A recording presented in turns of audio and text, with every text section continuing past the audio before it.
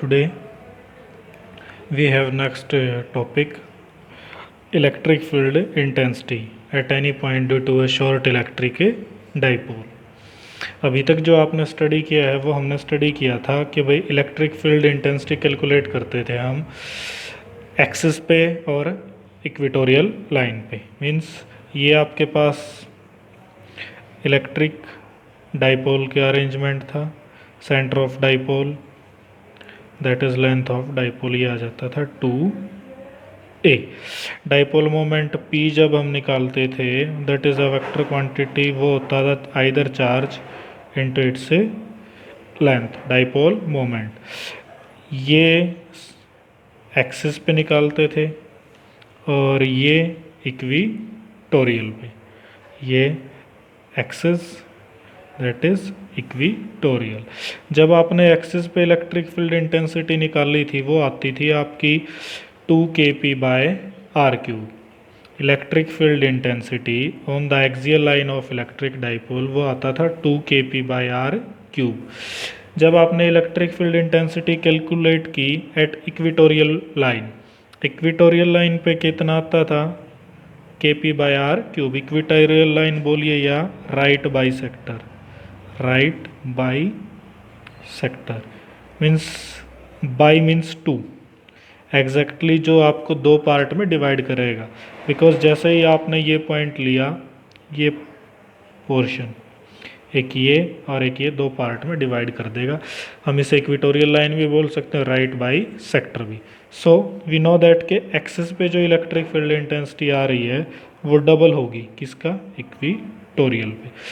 अब जो नेक्स्ट जो अब आप टॉपिक स्टडी करोगे वो ऐसा पॉइंट लेंगे हम कि जिस पे ना तो हम एक्सिस पे लेंगे एग्जैक्ट, ना ही इक्वेटोरियल पे।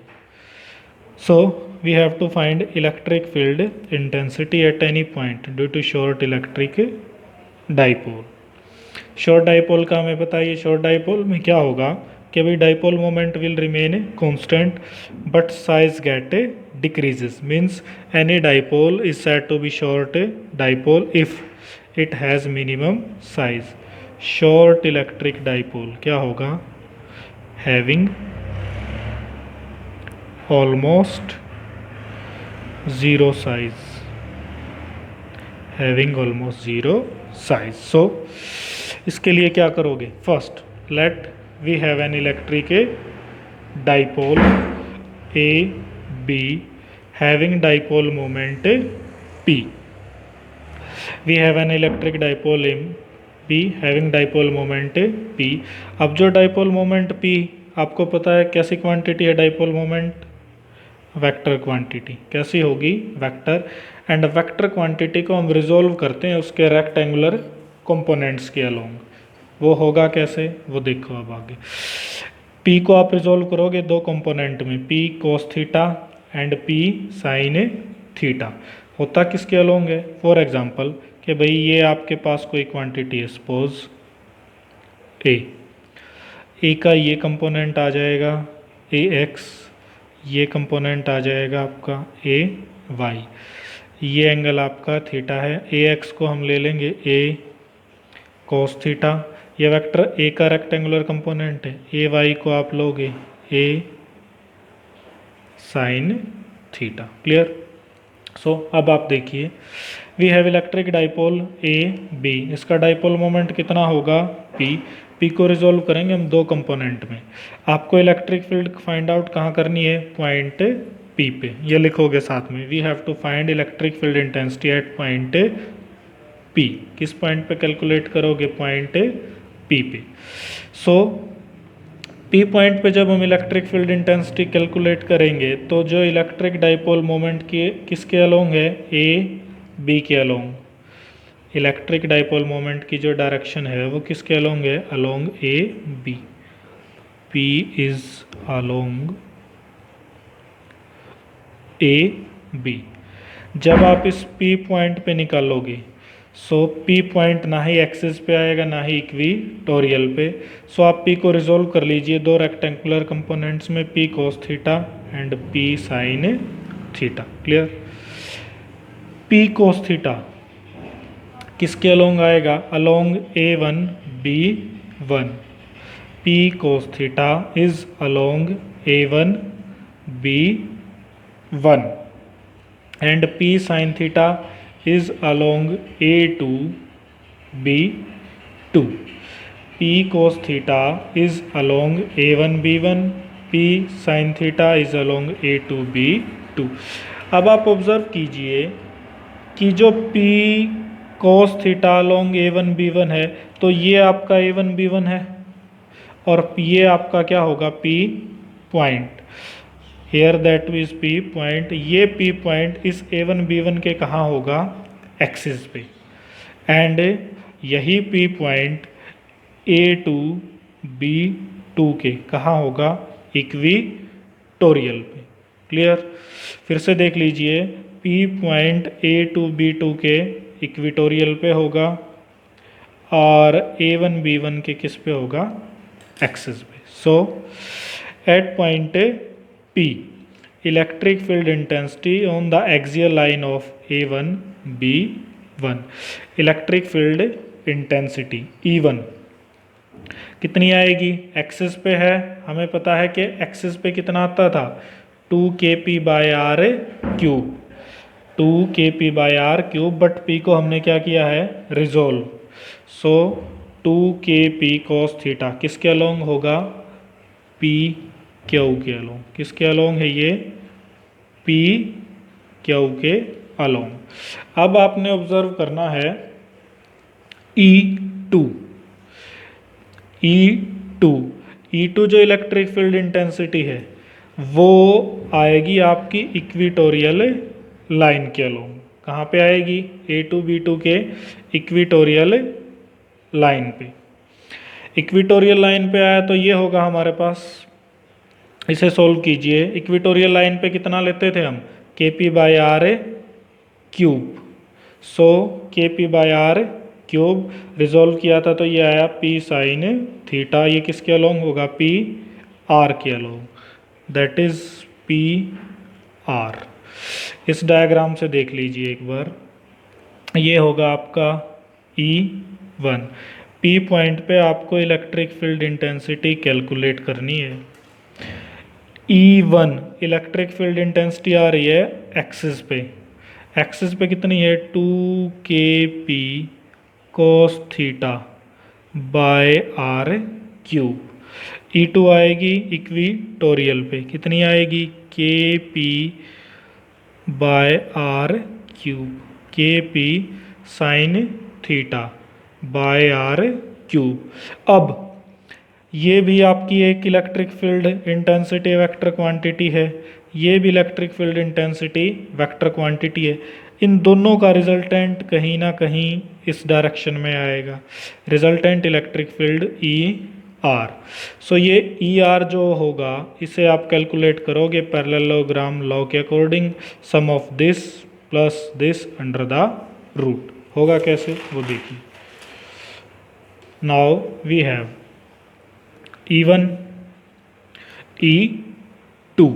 E1 का हमें पता है कि भैया E1 कितना आया था हमारा, 2kp।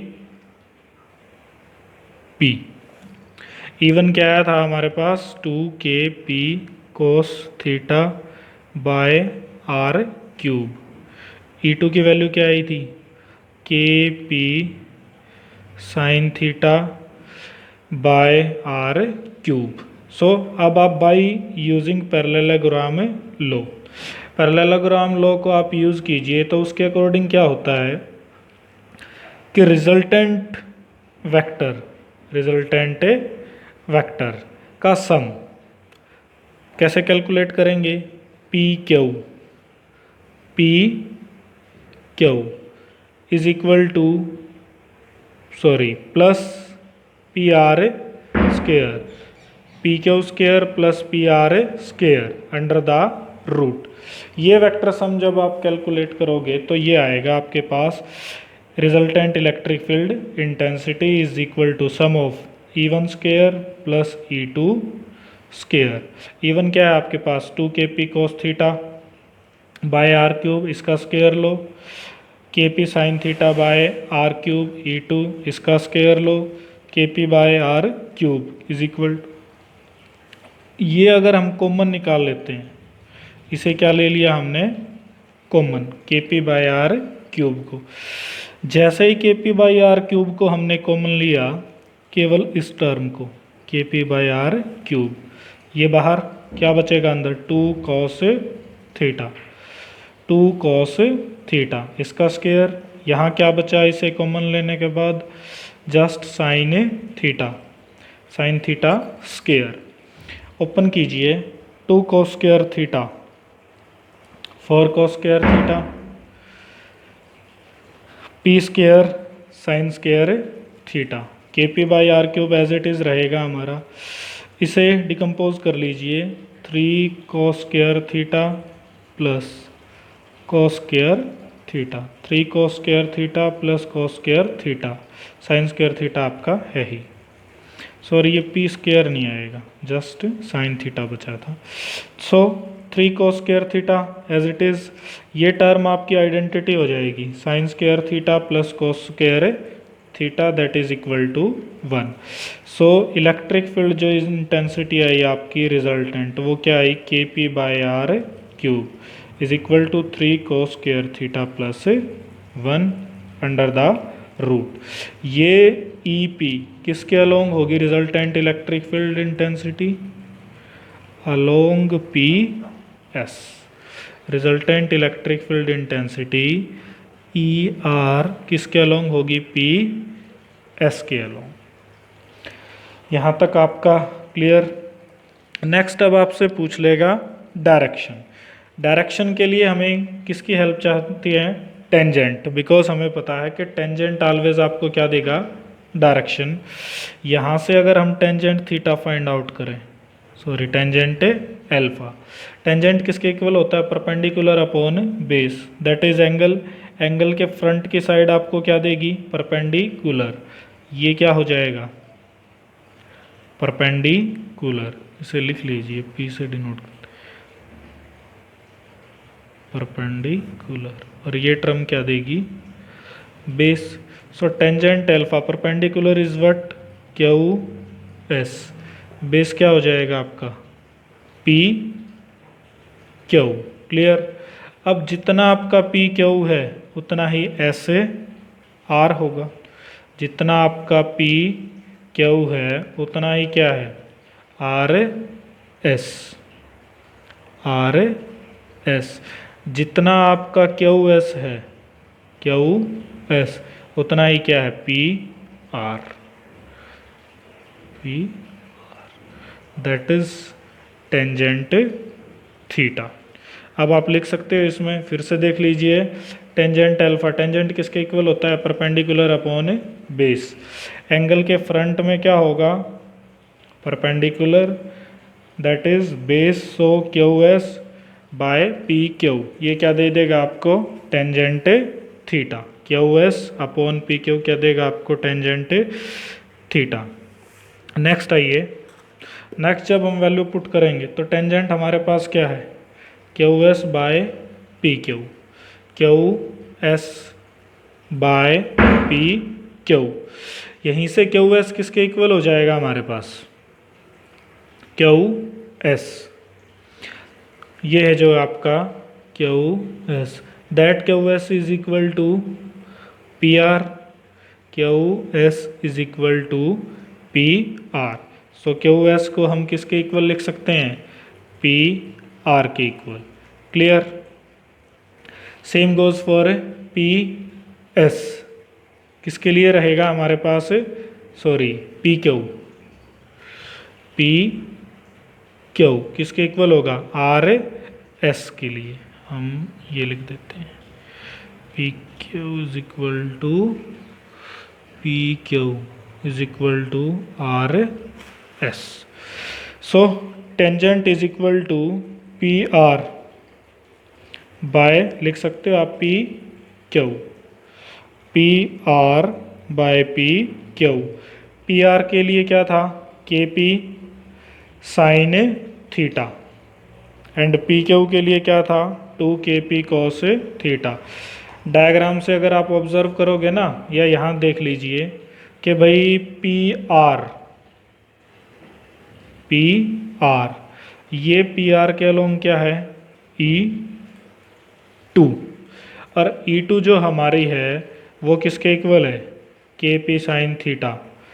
ई टू किसके इक्वल है, K P sine theta by are cube. Clear, value put कर दीजिए, P R is equal to K P sine theta by are cube, P Q is equal to two P K P cos theta by are cube. So simply mathematics से भी आपको पता है कि भाई tangent theta किसके equal होता है, sine by cos, and you can say that perpendicular upon a base. Here tangent alpha is equal to K P sine theta perpendicular upon 2 K P cos theta base. So equal किसके हो जाएगा, K P sine theta by are cube. Tangent alpha, R cube से R cube, K P से K P क्या बचा, sine theta by cos theta, sine by cos क्या होगा tangent. So tangent alpha is equal to 1/2 tangent theta. Clear, tangent alpha is equal to half of tangent theta. अब इसमें दो special case आएंगे आपके पास। If theta is equal to 0 degree, अगर theta 0 degree है तो जो रिजल्टेंट इलेक्ट्रिक फील्ड इंटेंसिटी आई हमारे पास पॉइंट पी पे, या ई आर से डिनोट कर दो, वो फॉर्मूला क्या था, K P by are cube is equal to 3 cos square theta plus 1। जैसे ही थीटा आपका 0 आएगा, कोस 0 किसके इक्वल होता है, 1 के, कोस 0 इज इक्वल टू 1। यहाँ 1, 3 इंटू 1 1 प्लस 4, सो आप क्या पुट कर सकते हो यहाँ से, K P by are cube 3 plus 1 under the root K P by are cube, 4 का root 2, so resultant will be 2 K P by are cube. अब हमें ये पता है कि 2 K P by are cube कहाँ होती थी इलेक्ट्रिक फील्ड इंटेंसिटी, एक्सिस पे। सो एक्सिस पे कितनी आ जाएगी, 2 K P by are cube, 2 K P by are cube. Value put करो अब टेंजेंट अल्फा से कंपेयर करके, tangent alpha is equal to half of tangent theta. Tangent alpha, अब ये किसके इक्वल आ जाएगा हमारे पास, टेंजेंट 0 डिग्री कितना होता है, 0। टेंजेंट 0 डिग्री क्या होगा, 0, देयरफॉर अल्फा को हम कितना लेंगे, 0 डिग्री। अब अल्फा अगर आपका 0 डिग्री है तो इस केस से थोड़ा सा समझिए, ये अल्फा अगर ऐसे है that means electric field intensity का कहाँ होगी, एक्सिस पे। समझो ये थीटा क्या है, 0, थीटा 0, ये एंगल थीटा है, ऐसे अगर हम रख देते हैं तो 0 मीन्स कि भाई इलेक्ट्रिक फील्ड इंटेंसिटी या तो आप यहाँ कैलकुलेट कर रहे हो या यहाँ, और दोनों ही केसेस में क्या होगी electric field intensity on the axis, क्या होगी ऑन द एक्सिस।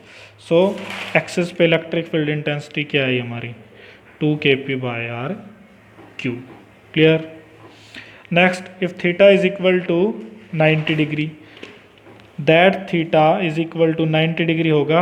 अब 90 डिग्री मीन्स ये एंगल कितने डिग्री का होगा, 90 का। एंगल 90 मीन्स अब इलेक्ट्रिक फील्ड कहाँ कैलकुलेट करोगे आप, इक्वेटोरियल लाइन पे। So if theta is equal to 90 degree cos 90 degree 0, electric field intensity k P by are cube 3 cos square theta plus 1, cos 90 degree 0, so k P by are cube, electric field intensity क्या आ जाएगी आपकी, k P by are cube. So resultant electric field intensity will be equal to equatorial line. Tangent alpha is equal to half of tangent theta. हमें पता है कि भाई theta कितना लेंगे हम, 90 डिग्री। टेंजेंट 90 डिग्री क्या आएगा हमारे पास, नॉट डिफाइन, या आप बोल सकते हो infinity. Clear, that is all about. ये आपने ऑब्जर्व करना है इसमें कि इलेक्ट्रिक फील्ड इंटेंसिटी, दो चीज़ें हमेशा याद रखना। अब एक्सिस पे निकालोगे तो 2 kp/r³। इलेक्ट्रिक फील्ड इक्वेटोरियल पे निकालते हो तो kp/r³। ये शॉर्ट डाइपोल के लिए है, ठीक है। इनकी हेल्प से अब अगर आप electric field at any point, किसी भी पॉइंट पे निकालते हो, एट एनी पॉइंट, वो इलेक्ट्रिक फील्ड इंटेंसिटी क्या आएगी आपके पास, kp/r³√3 cos² θ + 1। ये करना।